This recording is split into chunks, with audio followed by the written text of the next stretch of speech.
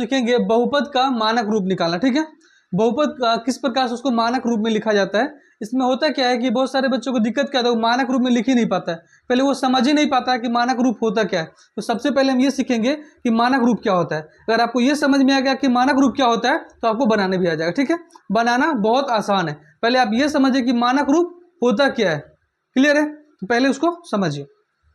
मानक रूप क्या होता है कि कोई भी बहुपद है, ठीक है, कोई भी बहुपद आपको दिया गया है तो वो उसका जो घात होगा ना उल्टा पुल्टा दिया रहेगा। जैसे यहाँ देखिए 5 है, 0 है, 2 है, या क्या है 3 है, उल्टा पुल्टा दिया होगा कि नहीं।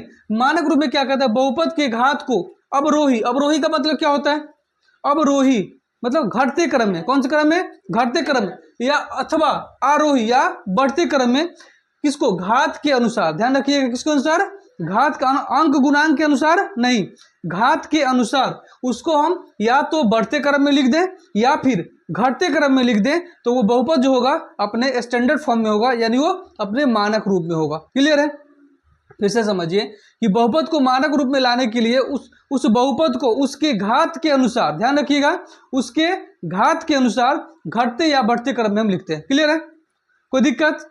बहुपद को मानक रूप में लिखने के लिए उस बहुपद के घात, घात समझ में आता है, ये वाला पावर जिसको कहते हैं ना, उसके अनुसार घटते या बढ़ते क्रम में लिखते हैं, ना कि उसके अंक गुणांक के अनुसार। अंक गुणांक के अनुसार लिखिएगा तो गलत माना जाएगा। ठीक है, आपको उसके घात के अनुसार घटते क्रम में अथवा बढ़ते क्रम में, दोनों में से कोई एक, दोनों नहीं लिखना है, ध्यान रखिएगा, आपको दोनों क्रम नहीं लिखना है, दोनों में से कोई एक, या घटते क्रम में लिख दीजिए या फिर बढ़ते क्रम में लिख दीजिए, आपका आंसर हो गया।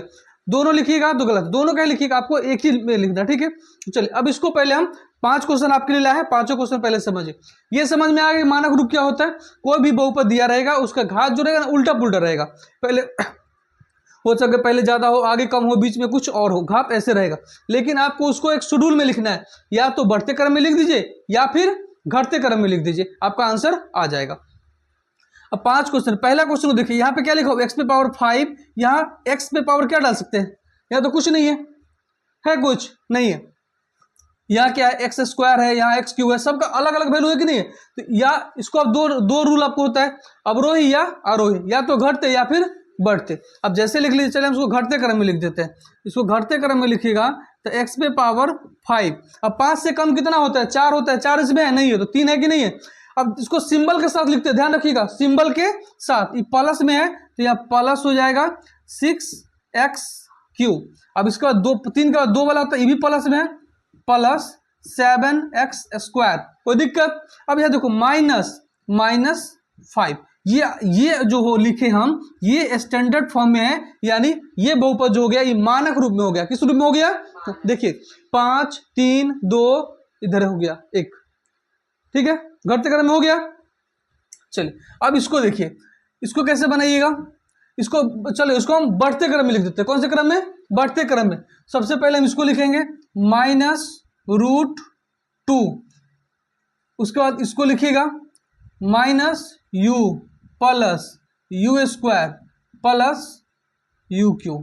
ठीक है, ये लिखे थे घटते क्रम में, इसको लिख दिए हम बढ़ते क्रम में। ये सब स्टैंडर्ड फॉर्म में हो गया, ठीक है, यानी मानक रूप में हो गया। इसको बनाइए, इसको फिर हम बढ़ते क्रम में, घटते क्रम में, कोई भी क्रम में लिख दो, चलो घटते क्रम में लिख देते हैं। तो -x⁵ plus x⁴ plus x+4, ये मानक रूप में हो गया। क्लियर है, कोई दिक्कत हो रहा है तो आप बता सकते हो, किसी में भी कोई दिक्कत है आप बताइए, हम फिर से उसको समझाएंगे। दिक्कत है, नहीं दिक्कत है ना। चलिए इस प्रश्न को देखिएगा, इसको हम बढ़ते क्रम में लिख देते हैं तो अच्छा, यहाँ पे एक चीज दिक्कत है, देखिए ये दोनों वैल्यू क्या हो गया बराबर, इसको कैसे लिखिएगा, जुट जाएगा, क्या हो जाएगा, जुट जाएगा। तो 4 और 2 कितना हो गया, 6x हो गया, कोई दिक्कत है नहीं, 6x हो गया। प्लस उसके बाद किसको लिखिएगा, इसको हमको लिखना है कौन से क्रम में, बढ़ते क्रम में, तो छोटा इससे बड़ा घात वाला लिखिए, प्लस x³ -x⁹ ये भी हो गया। कौन सा फॉर्म में हो गया, स्टैंडर्ड फॉर्म, यानी बहुपद का मानक रूप में हो गया। कोई दिक्कत। अब देखिए ये आखिरी प्रश्न है, इसको देखिएगा, इसको कौन से क्रम में लिखा आप लोग बता दो, घटते या बढ़ते, बढ़ते क्रम में। तो पहले सबसे छोटा वाला लिखिए, सबसे छोटा इधर है -7x, अब एक इसके बाद एक के बाद 2 वाला होता है तो plus 9x² plus 2x³ plus 7x पे पावर 5। कोई दिक्कत है इसमें किसी को भी? एक बार फिर से पहले रूल समझ लिए, रूल आपको समझ में आ गया, समझिए आपको बनाने आ गया, ठीक है। बहुपद का मानक रूप निकालने का दो फॉर्मूला। पहला कि जो बहुपद दिया गया है, जो बहुपद आपको दिया गया है, उस बहुपद को उसके घात के अनुसार, ध्यान रखिए, उसके घात के अनुसार या तो आप घटते क्रम में लिख दीजिए या फिर बढ़ते क्रम में लिख दीजिए। दो क्रम हो गया ना, या तो घटते क्रम या फिर बढ़ते क्रम। किस आधार पे घटते या बढ़ते क्रम लिखिएगा? उसके अंक गुणांक के आधार पे या घात के आधार पे। तो ध्यान रखिएगा, अंक गुणांक के आधार पे नहीं लिख सकते, आपको घात के आधार पे लिखना है। घात ये वाला, जैसे x पे पावर 5 ये घात हो गया, इसके आधार पे लिखना है। और यहाँ देखिए +1, यहाँ पे छुपा वो क्या है? अंक गुणांक।